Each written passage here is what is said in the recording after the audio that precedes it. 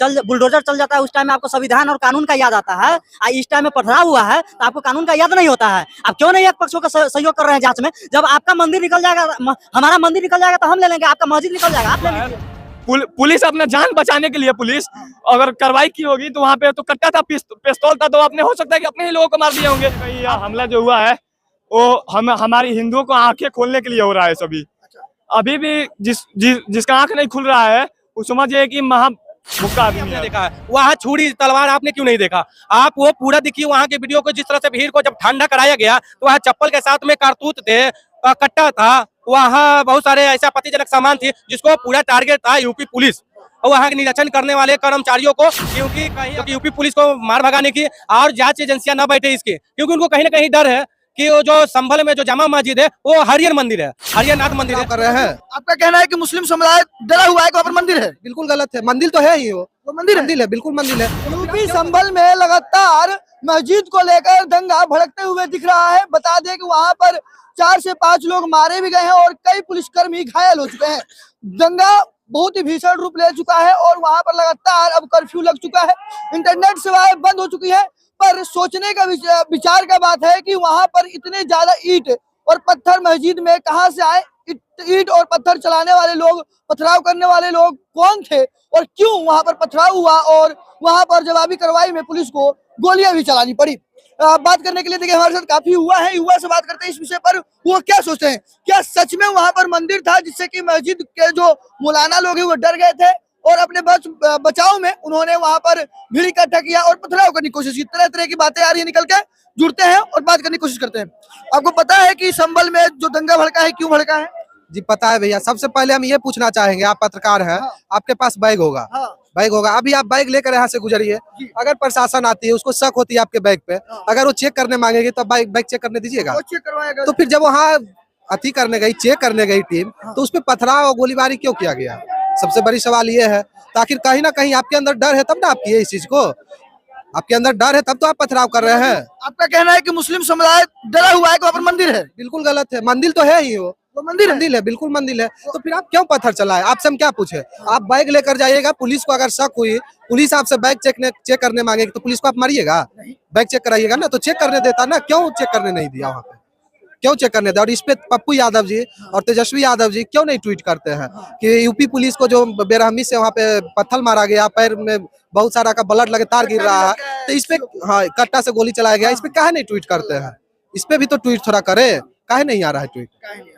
अच्छा इधर आइए भाई जी, ये बताइए कि क्या लगता है कि वहाँ पर जो मुस्लिम समुदाय है वो जो जांच करने जो टीम जाती है उसको जांच नहीं करने दिया जाता है, दंगा भड़क जाता है, लोग मारे जाते हैं, पुलिसकर्मी घायल हो जाते हैं, क्या कुछ कारण रहा होगा?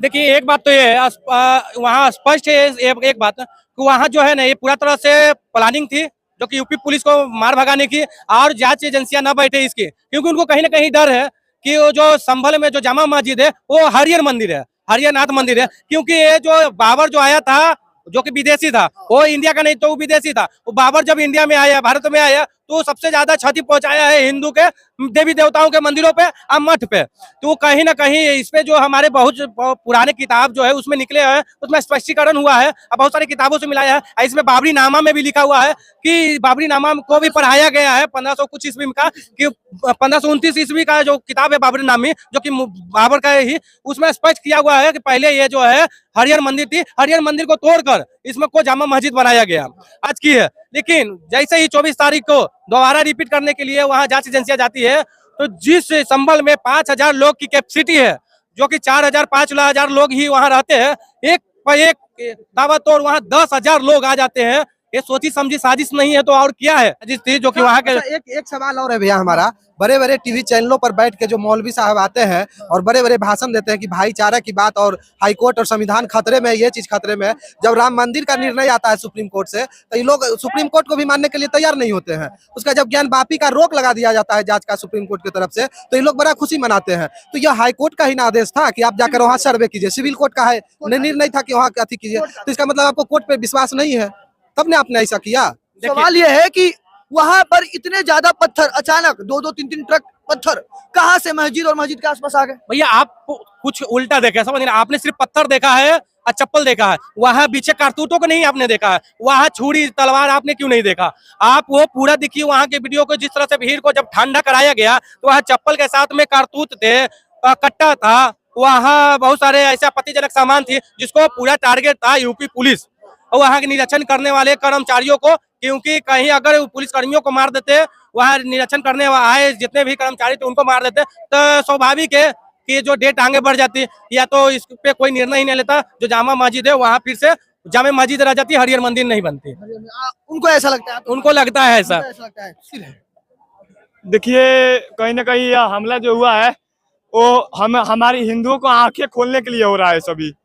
अभी भी जिसका आंख नहीं खुल रहा है वो समझिए कि महाभुक्का आदमी है। आंखें अपना खोल लीजिए, सब लोग एक हो रही है, मेरा यही कहना है। वहां पे जिस तरह पुलिस पे कार्रवाई हुआ है, ये लोग पुलिस और संविधान को क्या समझते हैं? कुछ नहीं समझते हैं। पुलिस के ऊपर आप देख लीजिए कि जिस तरह पहले से ही वहां पे पूरा प्लानिंग था और पुलिस पर जिस तरह कार्रवाई हुआ है, पुलिस अपना जान बचाने के लिए पुलिस अगर कार्रवाई की होगी तो वहां पे तो कट्टा था, पिस्तौल था, तो आपने हो सकता है कि अपने ही लोगों को मार दिए होंगे। आपको मालूम है कोई भी पुलिस हथियार थोड़ी, गोली थोड़ी चलाती है कोई भी पुलिस। सरकार ऊपर से ऑर्डर देता है तभी गोलीबारी होता है, गोली चलाया जाता है।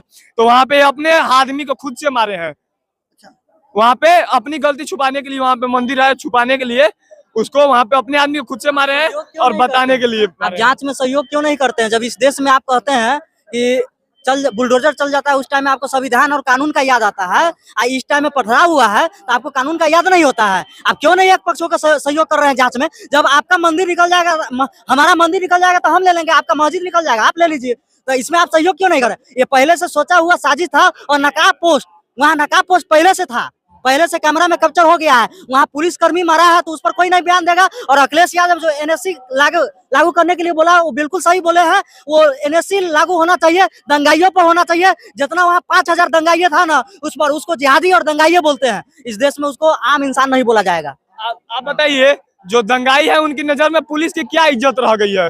पुलिस का कुछ इज्जत है?